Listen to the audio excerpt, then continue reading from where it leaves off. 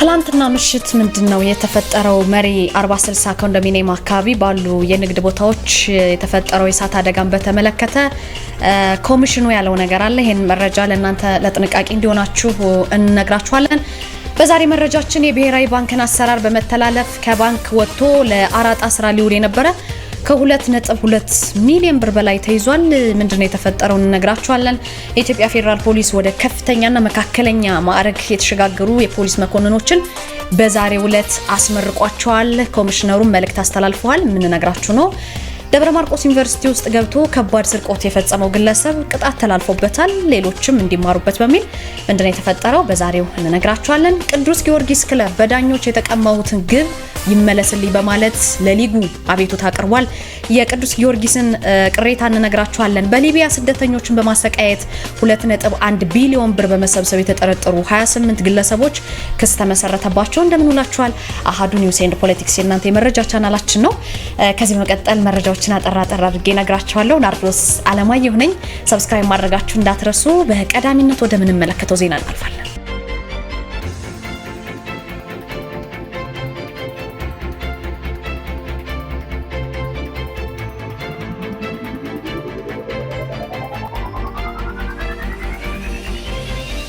በአዲስ አበባ መሪ 40/60 ኮንዶሚኒየም ተብሎ የሚጠራው አካባቢ ብዙዎቻችሁ የምታውቁት ከሆነ ትላንትና ምሽት ለእናንተ ዜና ካደረስን በኋላ አንድ የእሳት ቃጠሎ መነሳቱን ሰምተን ነበር። በእነዚህ የንግድ ቦታዎች ማምሻውን የተፈጠረው ምንድነው? መሪ 40/60 ኮንዶሚኒየም አካባቢ የእሳት አደጋ ተከስቷል። የአደጋው መከሰትን ሰምቶ ደግሞ የአዲስ አበባ እሳትና አደጋ ስራ አመራር ኮሚሽን ስለዚህ ጉዳይ ለሀገር ውስጥ መገናኛ ብዙሃን ቃል ሰጥተው ነበረ። አንድ የኮሚሽኑ አካል ምንድነው ያሉት? ሰራተኞች እየሰሩ ነው፣ የእሳት አደጋ ሰራተኞችም ደርሰዋል ብለዋል። በዛሬው ዕለት እሳቱ ሊረጋጋ ችሏል። የእሳት አደጋው ግን የደረሰው በትክክል 40/60 የሚባሉ ኮንዶሚኒየም ጋር ነው። በምትመለከቱት መልኩ ነው እሳቱ እየተቀጣጠለ ቪዲዮዎች እየወጡ የነበረውና የንግድ ቤቶች ላይ ነው አደጋው የደረሰው። በዚህ መሰረት እንግዲህ አደጋው ጋር ሲከሰት ምንድነው የአደጋውን ለማቀዝቀዝ ውሃ የጫኑ የአደጋ ስጋት አመራር ኮሚሽን መኪኖችና ህብረተሰቡ ራሱ ዛያት አካባቢ የነበረው ህብረተሰብ ተረባርቦ ነው እሳቱን ሊያቀዘቅዘው የቻለው። በዚህ መሰረት እንግዲህ እሳቱ እንደረገበ የደረሰን መረጃ ያሳያል። የብሔራዊ ባንክ አሰራርን በመተላለፍ ከባንክ ወጥቶ ለአራጣ ስራ ሊውል የነበረ ከ2.2 ሚሊዮን ብር በላይ ተይዟል። በትግራይ ሰሜናዊ ምዕራብ ዞን የኢትዮጵያ ንግድ ባንክ እንደ ስላሴ ሽረ በጥሬ ብር እጦት እየተፈተነ ነው። በከተማ የሚገኙ የኤቲኤም ማሽኖች በጥሬ ብር እጥረት ከስራ ውጭ ከሆኑ በርካታ ቀናት ተቆጥሯል የተባለው የዲስትሪክቱ ደንበኞችም ገንዘብ ለማውጣት ወደ ባንኩ ሲገቡ የሚፈቀድላቸው ብር 2000 ብቻ እንደሆነ ነው የተገለጸው። በመቀሌ የሚገኙ የንግድ ባንክ ቅርንጫፎች ለአንድ ጊዜ የሚፈቀደው የጥሬ ገንዘብ ወይም ካሽ ገንዘብ ከ50,000 ወደ 10,000 ዝቅ አድርገውታል። በተለያዩ መንገዶች እንግዲህ እዚህ አካባቢ ያላችሁ ሰዎች ታውቃላችሁ ያምናለሁ። ከባንክ ወጥቶ በግለሰቦች እጅ ከሚገኝ በቢሊዮን የሚገመት ብር ከሂሳብ ወደ ሂሳብ አዘዋውረው ካሽ ለመቀበል እስከ 5% ኮሚሽን እንደሚጠይቁም ነው የወጡ መረጃዎች የሚያሳዩትና በእንደ ስላሴ ሽረ ዲስትሪክት የሚገኙ የኢትዮጵያ ንግድ ባንክ ቅርንጫፎች አሁን ዋና ስራቸው ከሂሳብ ወደ ሂሳብ ማዘዋወር ብቻ ሆኗል በማለት አስተያየት ሰጪዎች ገልጸዋል ማለት ነው። ይሄ በእንዲህ እንዳለ ታዲያ የዞኑ ፖሊስ የባንክ አሰራሩ ከሚፈቅደው ውጭ ወጥቶ ለህገወጥ አራጣ ስራ ሊውል የታሰበ ከ2.2 ሚሊዮን ብር በላይ የኢትዮጵያ ብር ጥሬ ገንዘብ እጅ ከፍንጅ መያዙን ከፖሊስ የተረጋገጠ መረጃ ሆኖ አግኝተናል። የዞኑ ፖሊስ በሰጠው ቃል እንግዲህ ጥር 14 በከተማዋ ቀበሌ 4 ጥሬ ገንዘብ ከባንክ ውጭ አድርጎ በማከማቸት የምትመለከቱት ከ3 እስከ 5% ኮሚሽን በማስከፈል የአራጣ ስራ ሲያከናውን የተገኘ ግለሰብ ከነ ኤግዚቢቱ ተይዟል። በጣም ብዙ ጥሬ ገንዘብ ከባንክ ወጥቶ ደግሞ በግለሰቦች እጅ በመከማቸቱ ምክንያት የአካባቢው ህዝብ እዛ አካባቢ ያለው ህዝብ ራሱ በቁጠባ ካስቀመጠው በካሽ አውጥቶ ለመጠቀም ተቸግሯል ነው ያለው ፖሊስ።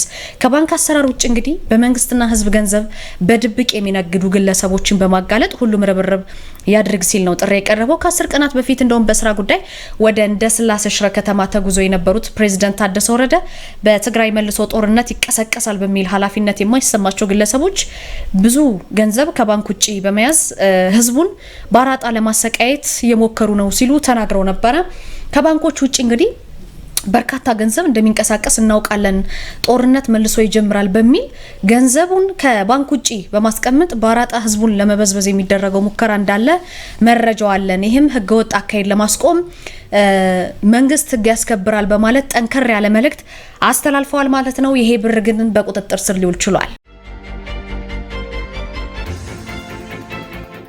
የፌዴራል ፖሊስ ወደ ከፍተኛና መካከለኛ ማዕረግ የተሸጋገሩ የፖሊስ መኮንኖችን በምትመለከቱት መልኩ አስመረቀ።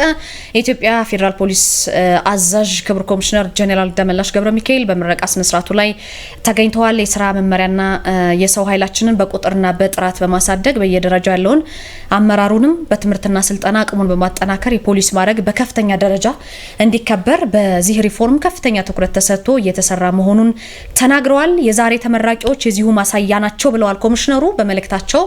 ኮሚሽነር ጄኔራል አያይዘው የኢትዮጵያ ፌዴራል ፖሊስ እንግዲህ የሰው ኃይሉን ከጊዜ ወደ ጊዜ በቁጥርም በጥራትም በከፍተኛ ደረጃ እያሳደገ የፖሊስን ሙያ ወዶና ፈቅዶ እየተቀላቀለ ያለውን ወጣት በቅርቡ ያስመረቅነውንም ልዩ ኮማንዶን በስነ ምግባር በማነጽ ያላችሁን ልምድ በማካፈል ለሀገሩም ለሕዝቡም ለህገ መንግስቱም ታማኝና ዘብ ሆኖ እንዲያገለግል ውጤታማም እንዲሆን የማድረግ ኃላፊነት አለባችሁ ብለዋል።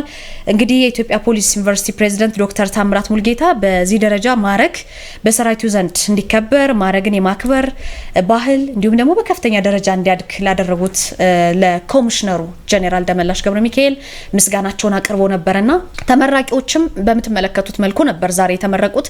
ከነበራችሁበት ከፍተኛ ማዕረግ በመሸጋገራችሁ እንኳን ደስ አላችሁ ካሉ በኋላ ወደ ስራ ስተሰማሩ ፖሊሳዊ ስነ ምግባርና ስብዕናን ተላብሳችሁ ታማኝ ሆናችሁ ህዝብና መንግስትን ማገልገል አለባችሁ ብለዋል።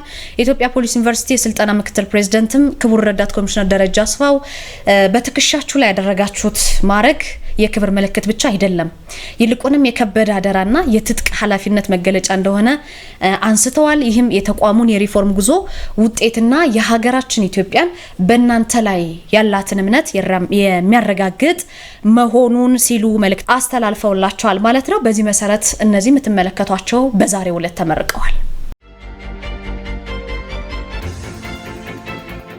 በደብረ ማርቆስ ዩኒቨርሲቲ አንድ ግለሰብ ወደ ዩኒቨርሲቲው በመግባት ስርቆት ፈጽሟል። አለኝ ጥላውን የተባለ ግለሰብ በደብረ ማርቆስ ከተማ አስተዳደር በተላጓሉ ክፍለ ከተማ ቀበሌ 2 ደብረ ማርቆስ ዩኒቨርሲቲ ግቢ ውስጥ ገብቶ ርዝመቱ የምትመለከቱት 3 ሜትር የሆነ የመብራት ፖል ብዛቱ 5 የሆነ ታህሳስ 4 2018 ከሌሊቱ 8 ሰዓት አካባቢ በግምት ስርቆት ፈጽሞ ከአካባቢው ይሰወራል እና ፖሊስ ከቀረበለት አቤቱታና የተፈጸመውን ወንጀል መሰረት አድርጎ ከሌሎች የጸጥታ ኃይሎች ጋር ተቀናጅቶ ያልተቋረጠ ክትትል በማድረግ ታህሳስ 13 ከሌሊቱ 10 ሰዓት ላይ በመኖሪያ ቤቱ በቁጥጥር ስር ያውለዋል። ተከሳሹ እንግዲህ ወንጀሉን ፈጽሞ የኤሌክትሪክ ፖሉን ከሸጠበት ቆራሊዮ የአሮጌ እቃዎች መግዣ ቦታ አውጥቶ በሌባውና በተቀባዩ ላይ አስፈላጊው ምርመራ አጣርቶ ደግሞ መዝገቡን በየደረጃው ለሚገኙ አቃቢ ሕግ መላክ መቻሉን የደብረ ማርቆስ ከተማ አስተዳደር ይገልጻል። የምስራቅ ጎጃም ዞን ከፍተኛው ፍርድ ቤት ጥር 14 በኋላው ችሎት እንግዲህ ይሄ ግለሰብ ወንጀሉን ስለመፈጸሙ በሰው ማስረጃ ስለተረጋገጠ በ4 ዓመት እስራት መቀጣቱ ነው የተሰማው። የሌባ ተቀባይ የሆነው የቆራሊዮ ባለቤቶች ደግሞ በፈጸሙት ወንጀል በወረዳው ፍርድ ቤት ጉዳያቸው እየታየ መሆኑንና ወደፊት ደግሞ ምንድነው የተፈረደባቸው የሚለውን ጉዳይ ይፋ እንደሚደረግ የደረሰ መረጃ ያሳያል።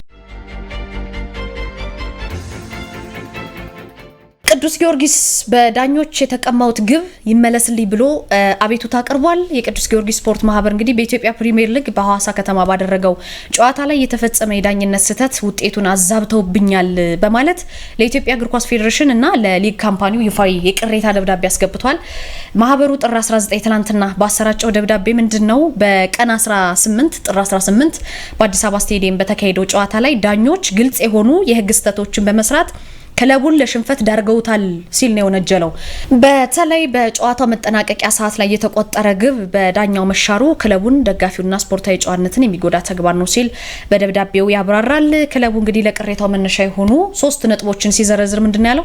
የመጀመሪያው በ17ኛው ደቂቃ ላይ የሐዋሳ ከተማው ተጫዋች ሀብታሙ ታደሰ በፈጸመው ጥፋት ቀይ ካርድና የፍጹም ቅጣት ምት ሊሰጥ ሲገባው ዳኛው ባለመፍቀዳቸው ህግ ተጥሷል ይላል።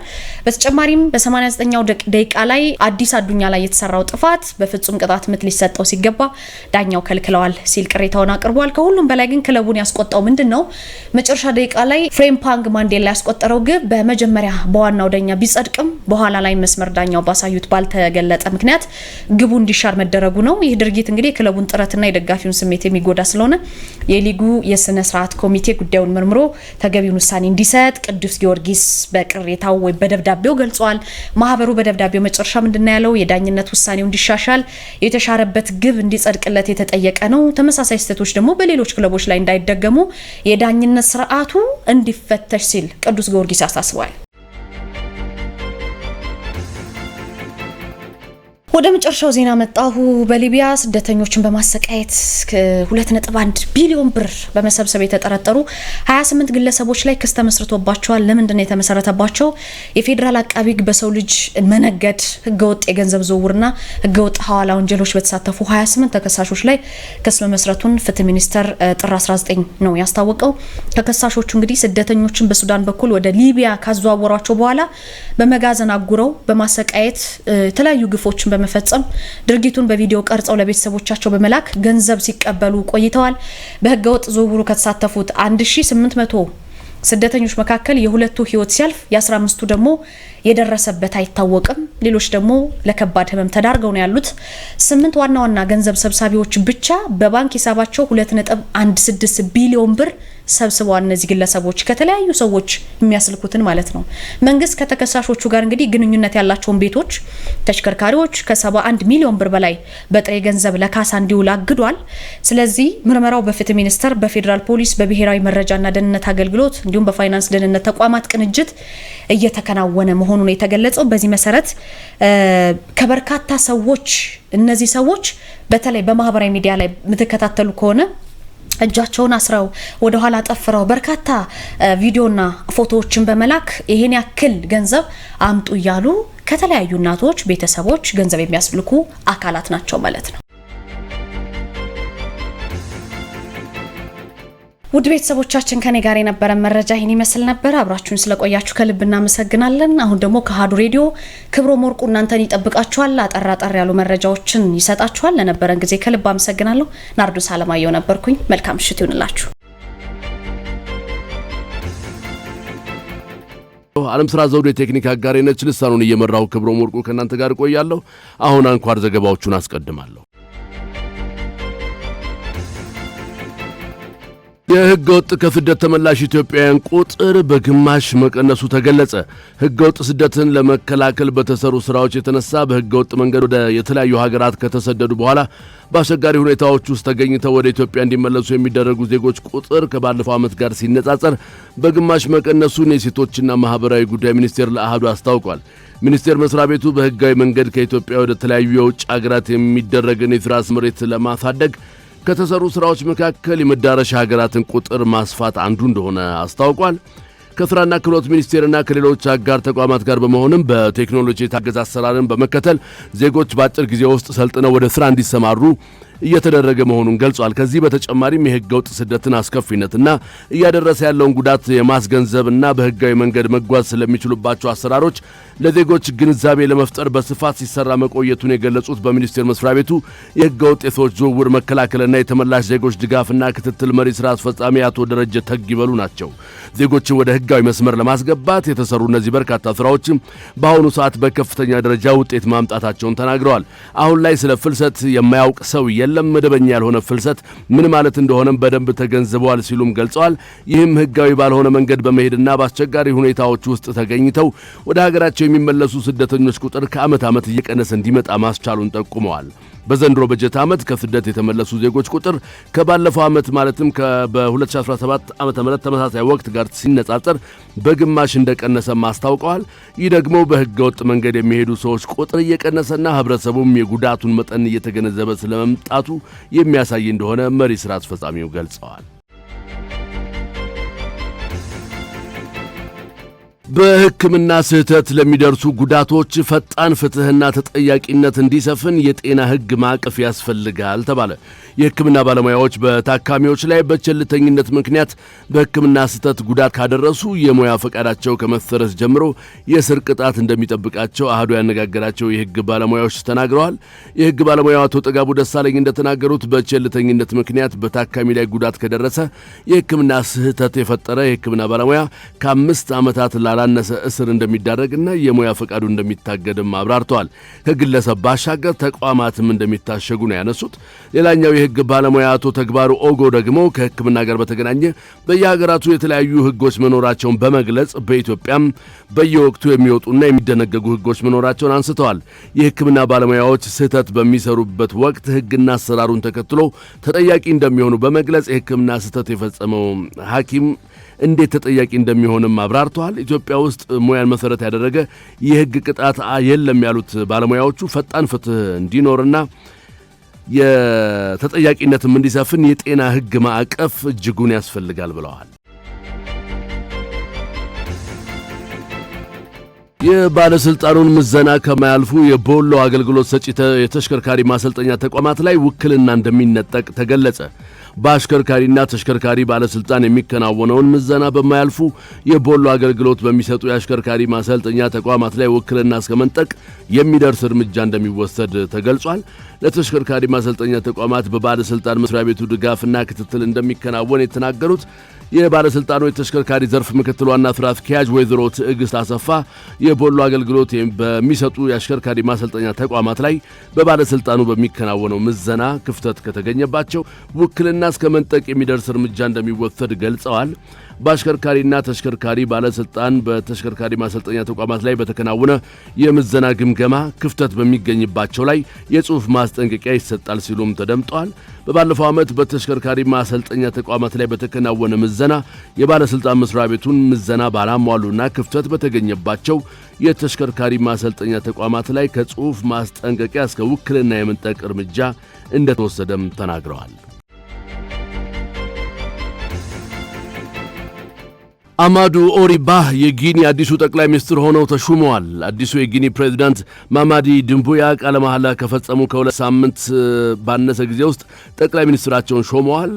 አማዱ ኦሪ ባህ በሀገሪቱ ወታደራዊ አገዛዝ ስር ለ2 ዓመታት ያህል በጠቅላይ ሚኒስትርነት ከዚህ በፊት አገልግለው ነበር። በብሔራዊ ቴሌቪዥን በተላለፈው አዋጅ መሰረትም ኦሪ አሁን በአዲሱ መንግስት ወደ ተመሳሳይ ስራ ተመልሰዋል።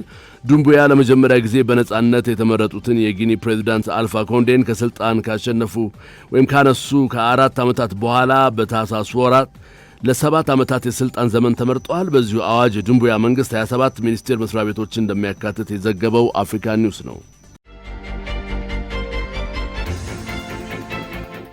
ዶናልድ ትራምፕ የድንበር ጥበቃ ኃላፊያቸውን ተቃውሞ ወደ በረታበት ሚኒሶታ ግዛት ልከዋል። በአሜሪካዋ ሚኒያፖሊስ ከተማ አንድ አሜሪካዊ ግለሰብ በፌዴራል ፖሊሶች መገደሉን ተከትሎ በስፍራው የነበሩት ከፍተኛ የስደተኞች ቁጥጥር ኃላፊ ለቀው እየወጡ መሆኑን ዋይት ሃውስ አስታውቋል። ባለፈው ቅዳሜ ኤሊክ ፕሬቲ የተባለ አሜሪካዊ ዜጋ መገደሉን ተከትሎ በሚኒያፖሊስ ከተማ ከፍተኛ ተቃውሞ ተቀስቅሷል።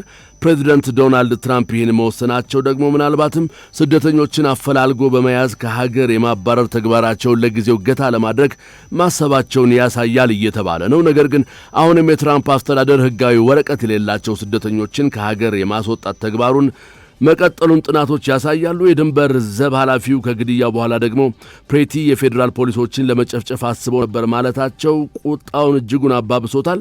በትራምፕ ትዕዛዝ መሰረት 3000 ገደማ የሚሆኑ የድንበር ጥበቃና የአይስ ፖሊሶች በሚኒያፖሊስ ከተማ ተሰማርተዋል። ይህ የከተማዋን ነዋሪዎች ብቻ ሳይሆን የግዛቲቱን ባለስልጣናትና የሁለቱንም ፓርቲዎች አባላት አስቆጥቷል ሲል የዘገበው ቢቢሲ ነው።